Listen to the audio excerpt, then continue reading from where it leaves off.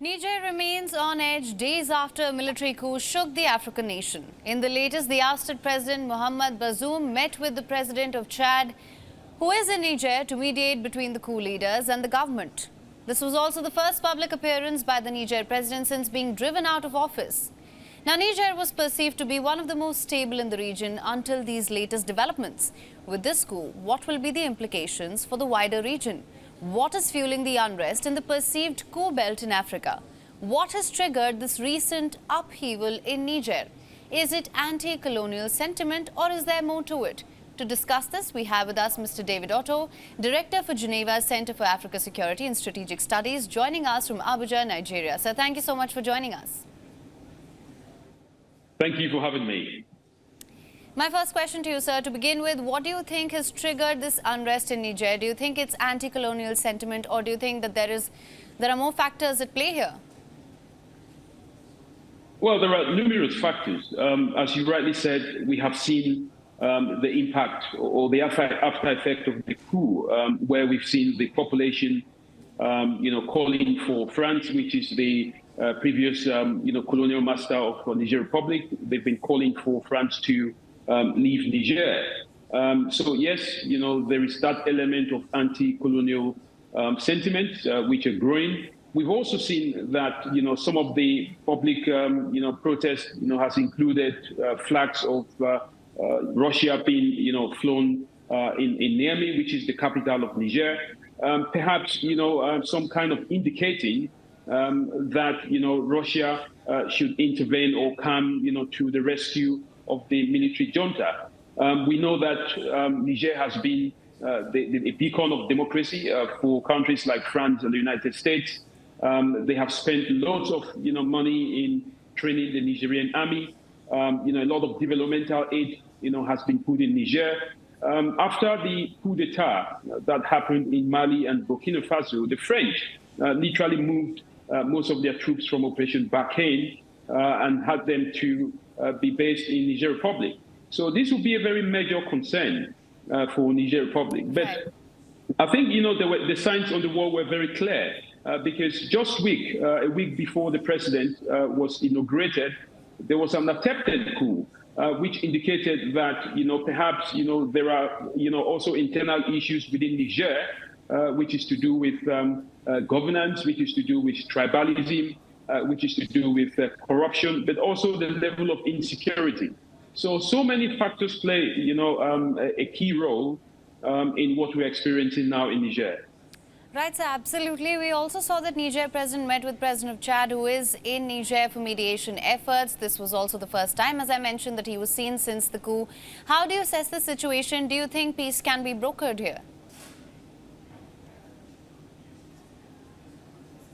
Well, I think, first of all, the choice of an emissary in the name of the president of Chad, Mahamat Idris, it's a very controversial choice because, of course, Mahamat Idris himself, came to power, through some kind of a monarchy. I mean, he overthrew the constitution. So effectively, he is a beneficiary of a coup.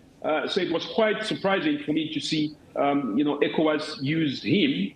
Or perhaps, the chairman of Ecowas, use him to go and talk to the military junta. So I don't know what he's going to be able to say to them. But I think the situation is quite disturbing. We could experience some level of escalation after Ecowas, made mention of the fact that, there's a possibility that they could intervene militarily. This, of course, is something that, as from a security point of view, it will bring chaos to the region. It will also mean that, it will be a declaration of war. Just last night, the juntas of Burkina Faso and Mali sent a joint statement supported by the junta in Guinea, which is also part of ECOWAS. They agreed that any attack on Niger Republic through a military intervention would mean an attack on Burkina Faso and Mali as well. I mean, it's almost like, they formed a coalition and they're using the lookalike of Article 5, of the NATO, which says that an attack on one is an attack on all. Right. So there is the possibility that a great, some kind of a huge division will occur. But in my opinion, I think any military intervention would be a very big mistake, from ECOWAS to kind of offset the current situation in Niger Republic. Right, sir, absolutely. That being said, just for more clarity here, what are the other likely scenarios that you can see unfolding going forward? First of all, there are possibilities that we could see some kind of a demarcation of geopolitical interest here. Countries in ECOWAS that are pro-Russia, for example, Burkina Faso, Mali, Niger now. Of course, perhaps we would also see countries like Guinea on one side, and other pro-Western countries from the other ECOWAS bloc. What we do not want to see is perhaps a repeat of some kind of a proxy war in the western part of Africa.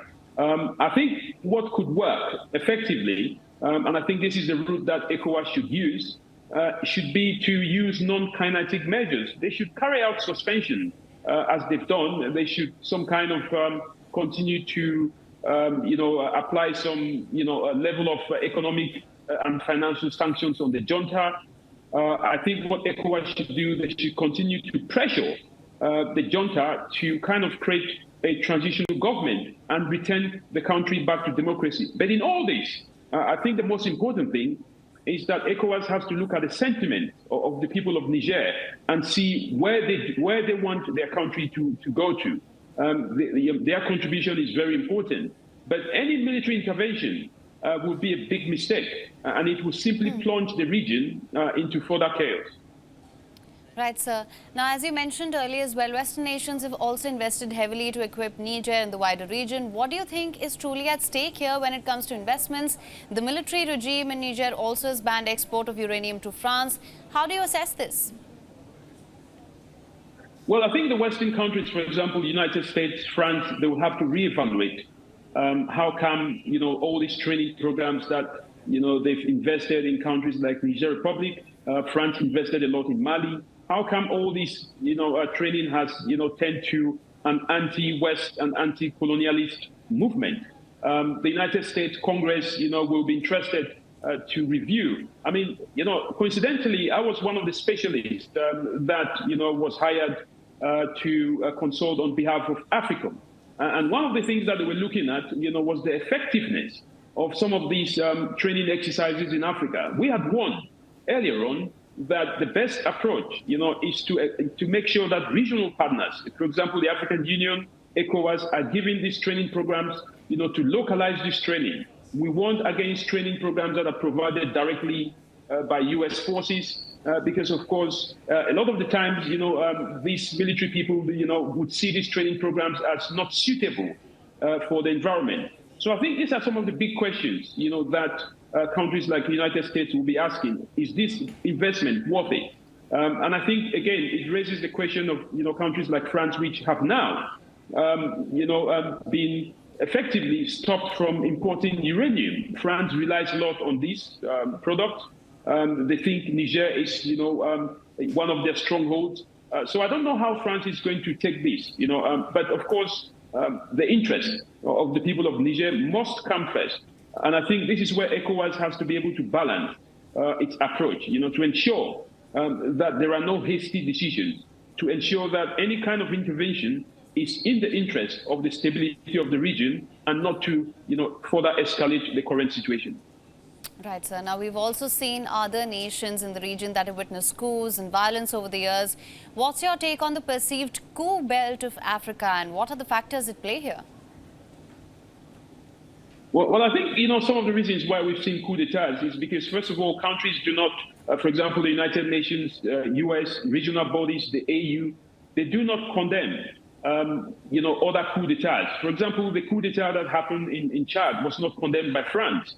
As we speak, the Central African Republic the president is changing the constitution to run for another term. That is a coup. That is overthrowing the constitution in the middle of the game. So I think what we've seen in Africa, especially the coup belt, as you call it, is that there hasn't been any strong condemnation when leaders change the constitution, when the fraud to take power, when there are electoral malpractices are being ignored.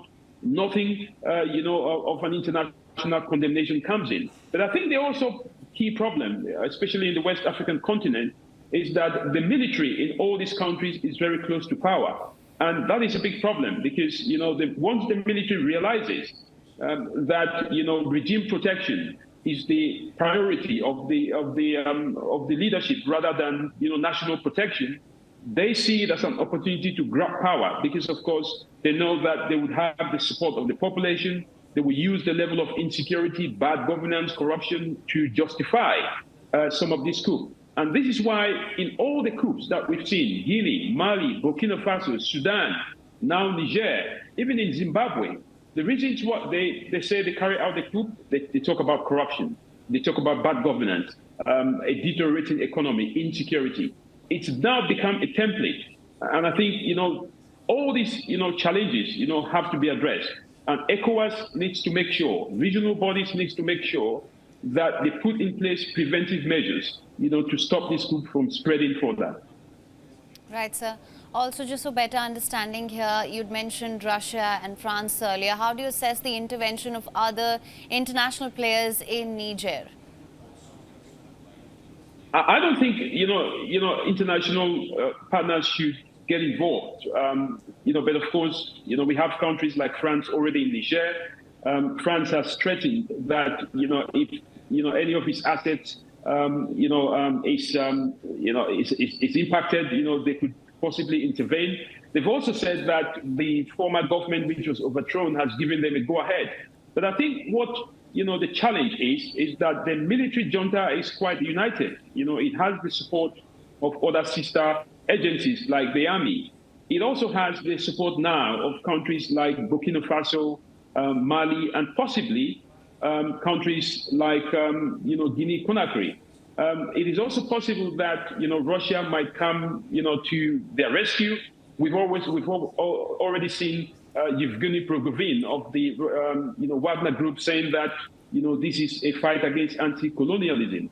A possibility that he's positioning himself or perhaps the Wagner Group to step in. So geopolitics, plays a crucial role. But what Africans do not want to see, what we don't want to see in the continent, is a repeat of what is happening in Ukraine, where there's a proxy war in a volatile region, which will only serve the interests of external partners.